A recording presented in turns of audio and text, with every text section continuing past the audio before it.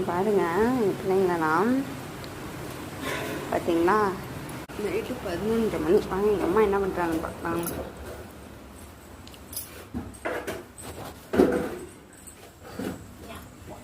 என்னம்மா பண்ணுற?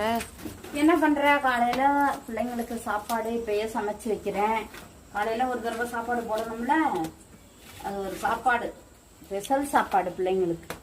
அது இப்போ சமைச்சு வச்சாதான் நாங்கள் தூங்க 1 மணி ஆகும். இது சமைச்சு வச்சிட்டோம்னா ஆறிடும். காலையில் கொஞ்சம் சூடாக இருக்கும், ஆற வச்சிட்டோம்னா நல்லா சாப்பிட்டுட்டு படுத்துருங்க. அப்புறம் மத்தியான சாப்பாடு குழம்பு சாப்பாடு, குழம்பு முட்டை.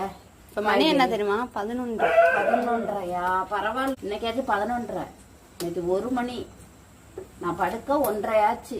நம்மளை நம்பி இருக்கு, நம்ம சாப்பாடு போட்டே ஆகணும். அது பசியார அதுகளுக்கு ஒரு சேவை, அதுக்கு ஒரு மனிதாபமான அடிப்படையில் அதை நம்ம காப்பாற்ற